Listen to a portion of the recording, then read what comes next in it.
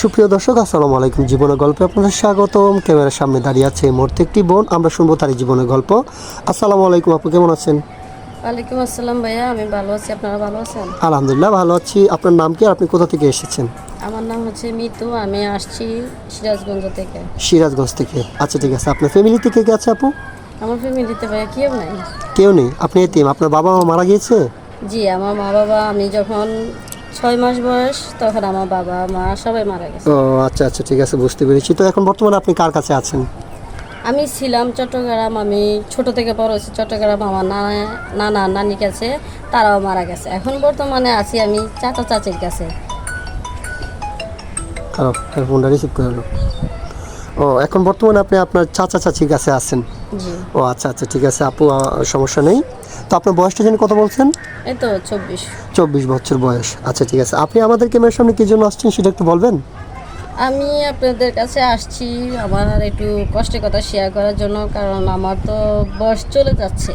24 বছরে পাড়া দিছি, তো আমার তো বয়স চলে যাচ্ছে। এখন তো আমার প্রয়োজন একটা ও স্বামীর প্রয়োজন। ও, সেটাই আপনার কষ্টের কথা। আপনার চাচা চাচি আপনাকে বিয়ে শাদী দিচ্ছে না, অথবা আর্থিক অবস্থা ওনাদের খারাপ, তাই জন্য আপনি আমাদের এখানে আসছেন। আমরা যেন আপনাকে একটা যৌতুক ছাড়া একটা বিয়ে শাদী দিয়ে দিতে পারি, তাই তো? জি। আচ্ছা ঠিক আছে, সেটাই আপনার কষ্টের কথা। আচ্ছা ঠিক আছে আপু, সমস্যা নেই। ইনশাল্লাহ আমরা চেষ্টা করব আমাদের জান প্রাণ দিয়ে আপনাকে একটা ভালো ছেলের হাতে তুলে দিতে। তো আপনি যাকে বিয়ে করবেন ওনার বয়সটা কেমন হতে হবে?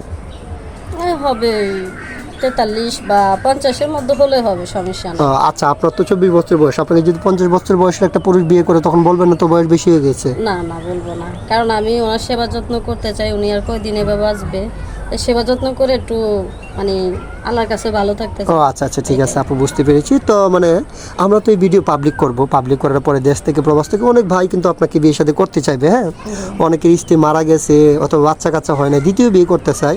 ওইরকম কোনো ভাই যদি আপনাকে বিয়ে সাথে করতে চায়, বসবেন? হ্যাঁ, বসবো, সমস্যা নেই। আচ্ছা, যদি কোনো মালয়েশিয়া, কাতার, দুবাই, মানে আমেরিকার, মানে অনেক দেশে তো থাকে আমার বাংলাদেশি ভাইয়েরা, তাই না?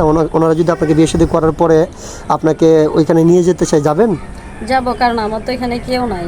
কারণ আমি তো নিঃস্ব, যেহেতু আমার স্বামী যেখানে নিয়ে যাবে আমার ওখানে যেতে হবে। হ্যাঁ, বুঝতে পেরেছি। আপনি বলতে চাচ্ছেন যে স্বামী ভালোবেসে যদি গাছতলা রাখে সেখানেও আপনি যাবেন? হ্যাঁ। আচ্ছা ঠিক আছে। আপনার সাথে যোগাযোগ কিভাবে করবেন?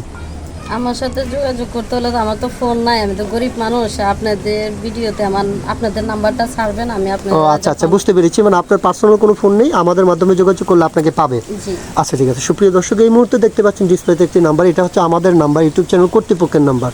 এই নাম্বারে এই হোয়াটসঅ্যাপ আছে। যদি কোনো ভাই আপুকে পছন্দ করে থাকেন, তাহলে ওনার একটা ছবি স্ক্রিনশট মেরে পাঠিয়ে দিয়ে আমাদেরকে ভয়েস করবেন। আমাদের প্রতিনিধিরা আপনাদের সাথে যোগাযোগ করবে। কেউ অযথা অডিও কল, ভিডিও কল দিয়ে বিরক্ত করবেন না। আচ্ছা ঠিক আছে আপু, আপনি নামাজ কালাম পড়েন তো? অবশ্যই জি ভাইয়া, করি। নামাজ কালাম পড়েন? হ্যাঁ। জি। আচ্ছা, তাহলে ভালো থাকবেন, সুস্থ থাকবেন। আল্লাহ হাফেজ।